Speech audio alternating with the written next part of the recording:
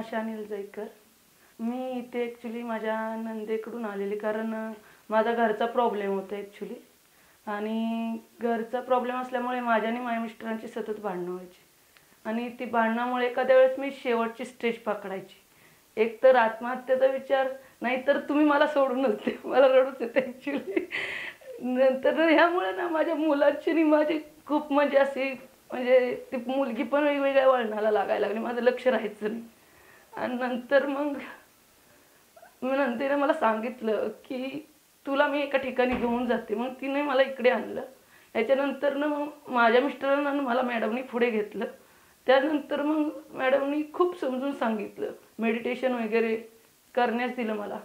नंतर त्यांनी मला सांगितलं तू टेन्शन नको घेऊस, मी तुझं बघते काय असेल ते। मॅडमकडून येऊन गेले, पण मला घरच्यांशी असं बोलूसच वाटायचं नाही। सासू सासऱ्यांनी खूप त्रास दिलेला मला, खूप म्हणजे खूप।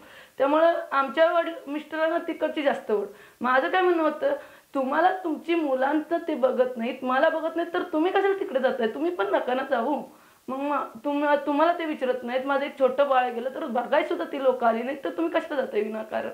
तर हे काय ऐकत नव्हतं। त्यामुळे आमची दोघांची जास्तच भांडणं व्हायची आणि ह्या भांडणामुळे मग शेवटची स्टेज घ्यायची मी। त्यामुळे मग ह्यांनी मला इकडे आणलं। नंतर इकडे आणल्यानंतर मी डिप्रेशनमध्ये ॲक्च्युली होतेच।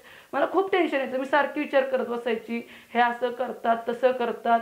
त्यामुळे मग माझं मुलांच्याकडे दुर्लक्ष व्हायला लागलं आणि माझी मुलगीसुद्धा खूप अशी म्हणजे माझं लक्ष नसल्यामुळे मुलीकडे पण लोक वेगळ्या नजरेने पकडायला लागले।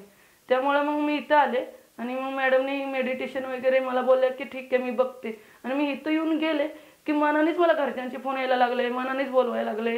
त्यांच्यावर काय झालं मला तर नाही माहीत आहे, पण माझं रिलेशन व्यवस्थित झालं आणि माझ्या घरातली आमच्या दोघांची भांडणं कमी झाली। मॅडमनी घरी येऊन ते माझं थोडंसं वास्तुशास्त्राचं करून दिलं, तेव्हापासून माझा फरक आहे ह्याच्यात।